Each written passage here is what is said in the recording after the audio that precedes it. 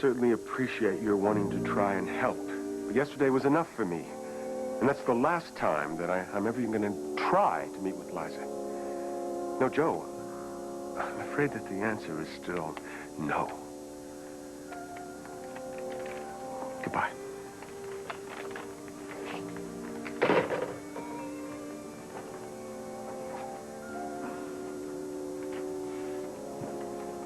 Got the final calculations, finally. Would you like to know what happened? What? Flaw on level 2. Amazing, isn't it? By the way, did you hire Watkins to do the next one? Yeah, Watkins. That's good. There's been a lot of mistakes. Bennington doesn't seem to be very qualified. And this doesn't seem to be the right time. I'm sorry, Aja, what? Nothing, doesn't matter. Anything I can do? No, and that's the trouble, Aja. There's nothing anyone can do. I need some time. I'm sorry. Don't ever apologize to me, Travis. Well, I'm going to slow things down. No, that's not your fault. That's not the point.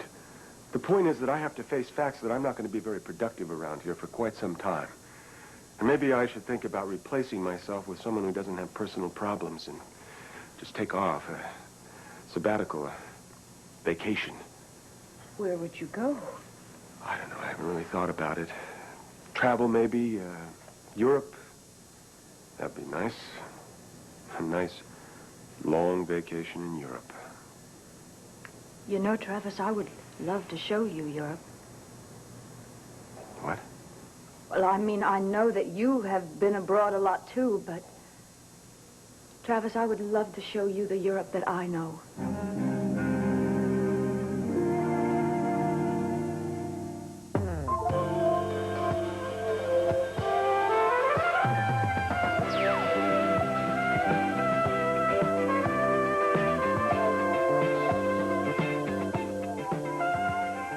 This is Search for Tomorrow. Aja, if you and I went to Europe together, that wouldn't leave T.I. with much leadership. Perhaps, but we could postpone some of the projects. Well, yes. Look, Travis, it's just that there are some great places in Europe that I know, and, well, you know, traveling alone can be lonely. You know, there's this place in the Alps, in northern Italy. It's so silent, and you can feel so free there, Travis. You look out, and all you see are beautiful blue skies and mountains capped with snow. Am I being foolish? Oh, not at all. Sounds lovely, Aja.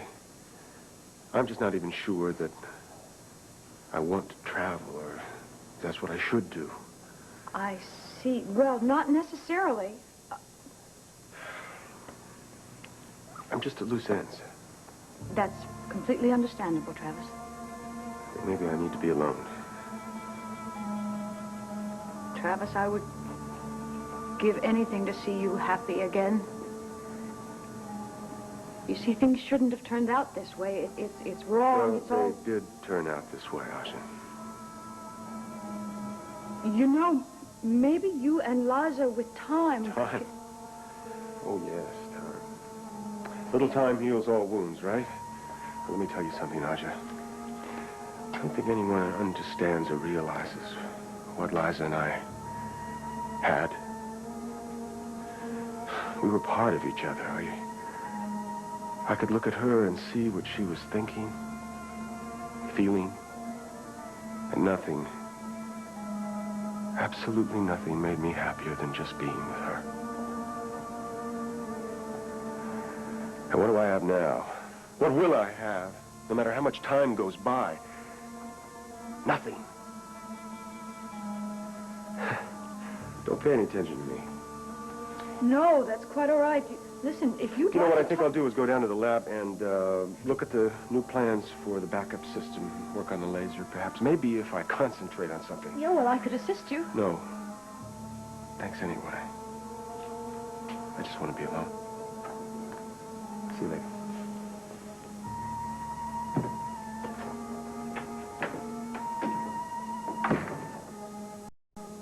Goodbye.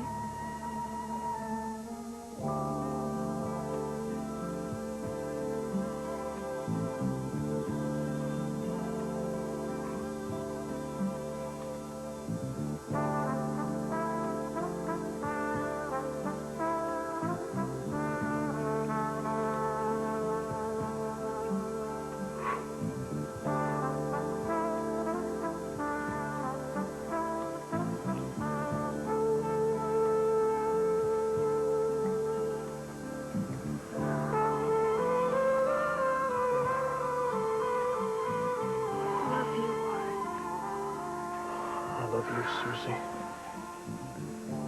Then we're even.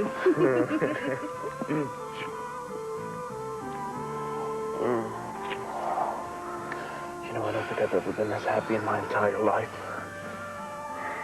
Me either.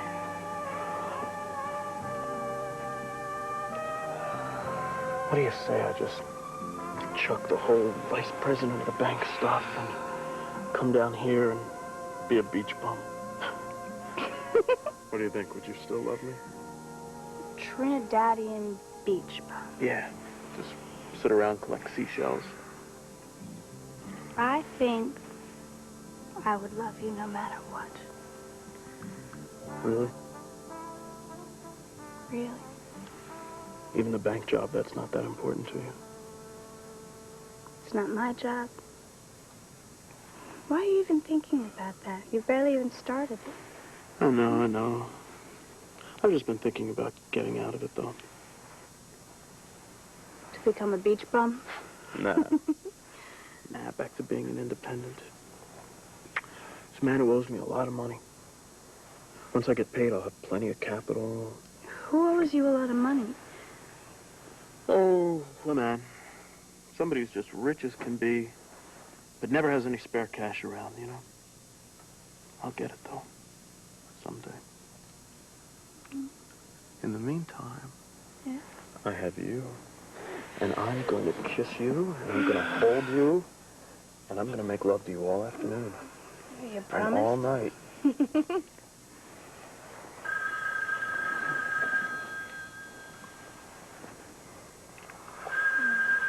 Probably the maid. She wants to make up the room. Yeah. Hello. Ah, Carter. Glad I caught you. Rusty Santel. What do you want? Well, you were supposed to contact me before you left, and since you didn't, I'm contacting you. I have a job for you there in Trinidad. Are you listening?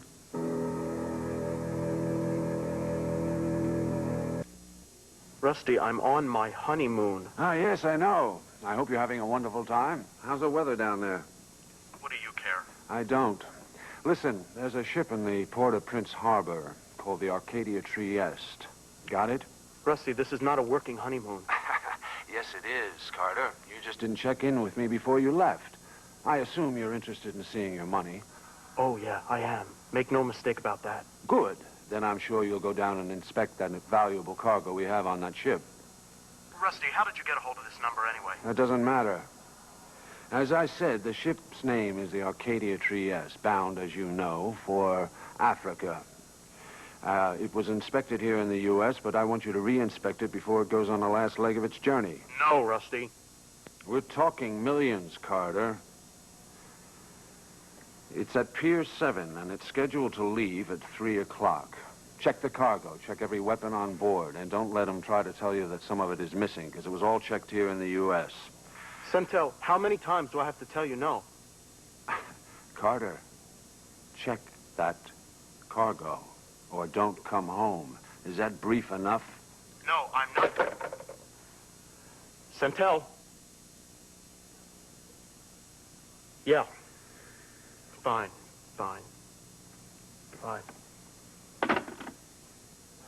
You want you to do business? Yeah. For the bank? Yeah, for the bank. Here in Port-au-Prince? Mm-hmm.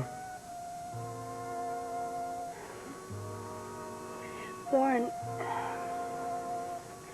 when you found out who it was, your whole body got all tense. You really don't like him, do you? No, I don't. But, that's nothing for you to think about, okay? Hey, listen. What worries you is gonna bother me. We're married, remember? I remember. You're more important to me than anything, you know that? I really, really love you.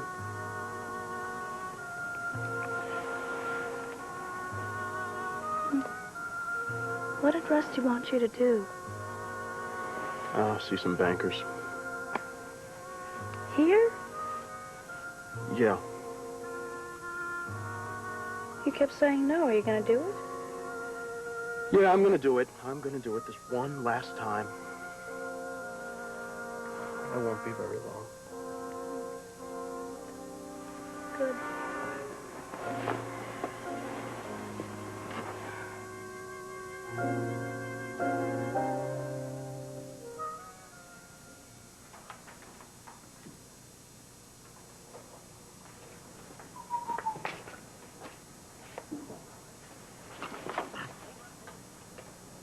Hold that pose.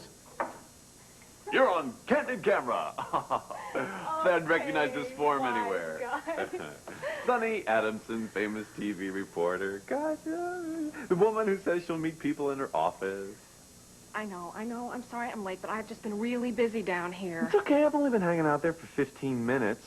I finally resorted to wandering the hallways. I am sorry. Forgive me? One kiss. One kiss is supposed to forgive all. How about if I add a little information that you asked for? Ooh, gimme. I like that. He goes from a kiss to a piece of paper, just like that. Well, there. I always wanted to kiss my informants. Listen, Day, I just hope you realize what I went through to get that. I mean, the only person that I could ask about it was Stephanie. Yeah. Who else would know how Rusty Centel bought his stock in the TV station? Right, righto. She finally agreed to have her lawyers check it out. But she had 1,000,001 questions to ask me, and I couldn't answer any of them. See? Aren't you glad I wanted to keep you innocent?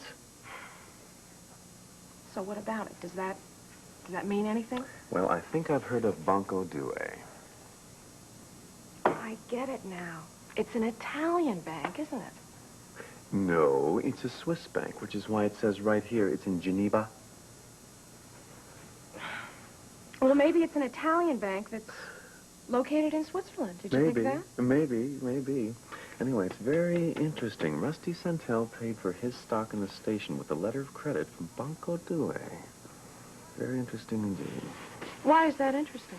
Well, if memory serves correctly, Banco Due has not always enjoyed the highest of reputations, especially in Switzerland. So what does that mean? Is Rusty Centel involved in some sort of shady bank deal? No. Gosh, you look so terrific as the innocent blonde TV reporter. Let's keep it that way. Oh, this is great. This is just great. Stephanie is going to ask me what I know now, and I'm going to have to tell her I learned how to pronounce the name of a bank. Wonderful. Sorry. You know, I gotta go. I gotta make some calls to some guys. Then have to make some calls to some guys in Europe. See you later. What? Wait a minute. You mean that's it? No. Goodbye, Charlie? It's not it. How about lunch together, okay? Oh, token of my gratification. Crab meat salad at the riverboat. Woo, you're on. Thank you. And, you know, I meant you really do look nice as the innocent reporter. Oh, get out of here. All right, I'm out of here. Get out of here. Hey, you have a 12? Oh!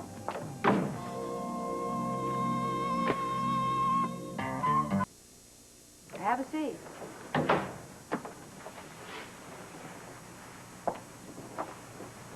Well, I know you wouldn't be here unless you needed to be. What's wrong? Well, first of all, I just want to say thanks for picking Andy up that day at the department store. You're welcome. Stephanie, now because of the shoplifting, Andy's going to have to go to court. See, they call it a hearing. Stephanie, Andy's not supposed to be living with me. She was put in a foster home a long time ago, and she ran away just to get back with me. And I guess finally they just stopped looking for her. But now, because she's got to go to court... If somebody doesn't do something about it, they're going to take her away again. Into another foster home. Right, but first she's going to have to go to Perrysville, which is an awful place. It's a placement center. But you can help. Somehow I had a feeling you were going to say that. The judge hearing the case is Mr. Lewis. Judge Lewis? Yeah, I know Bill Lewis. He's a nice man. Handsome, too. Married, though. Well, we thought that... Well, that you could talk to him. And say what? Say, how great Andy is. Oh. Tell him that you would sort of volunteer to, look after her. Look after her. Well, we figured since you know the judge and you're good friends that he'd listen to you. He will listen to me, yes, but he's not going to bend the law just because of a juvenile delinquent. What do you mean, look after her? Well, just that you would look out for her. Darling, let me get this straight. Are you suggesting that I adopt that child? Oh, no, nothing like that. Not adopt. Just sort of, tell the judge that you'd look after her. Be responsible for her. That's all. But the whole objective is for Annie to live where she's been living, right? Right. Because it just occurred to me that Wendy might be having a little coup in mind. Saving Andy and getting her out of the house at the same time. Oh, what an awful thing to say. I have been known to say awful things. I love Andy. I mean, she's not just Keith's sister. She's like a sister to me. Mm-hmm. It's true.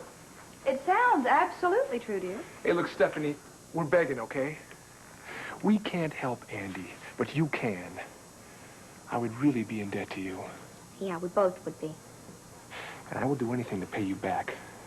You name it, you got it. Mom, come on. Andy is Keith's sister. Couldn't you just... Darling, will you please stop? You're making me feel like Marlon Brando in The Godfather. I'll think about it.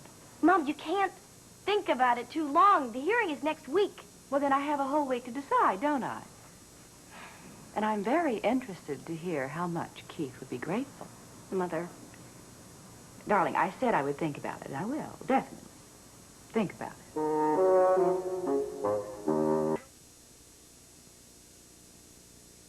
I can't believe what I'm hearing. Of course Travis is going to say that Liza is the only woman for him.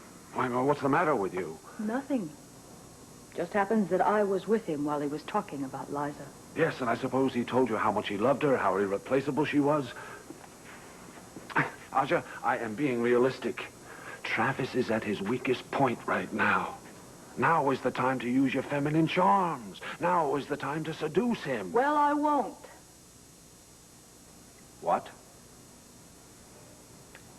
You heard me. Rusty, I love Travis. And he is in pain. I told you that you underestimated his love for Liza. What I seem to have underestimated is your weakness. Your sympathetic romanticism. I won't hurt him anymore, Rusty. I love him. And I won't go any further in this. Asha, it is too late to go back now. They're already separated. All that Travis needs now is a little time. You'll see. No, that's not it. He will always love Liza. Oh, don't be absurd. Oh, Rusty, this isn't some capricious decision by a child. I've thought about it. Look, in your plan to find a new wife for Travis, make your big deals, take over Turner Instruments, whatever it is you want, I'm afraid you're just going to have to find some other woman. Asha, listen to me. No. I've listened to you too long.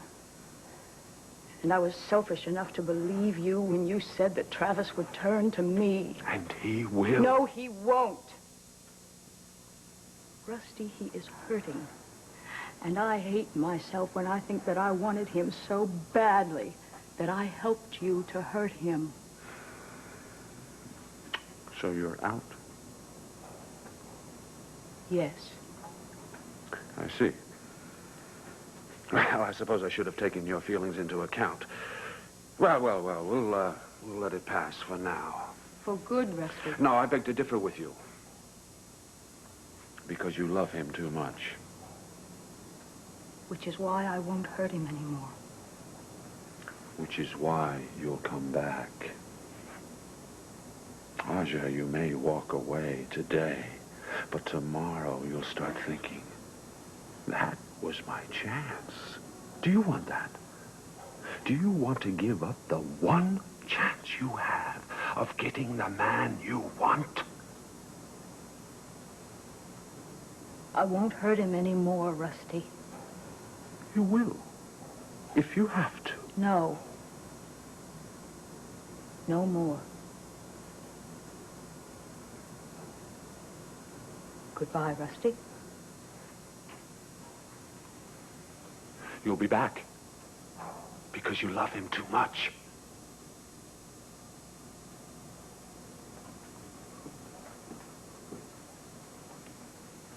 You want him too badly, Aja.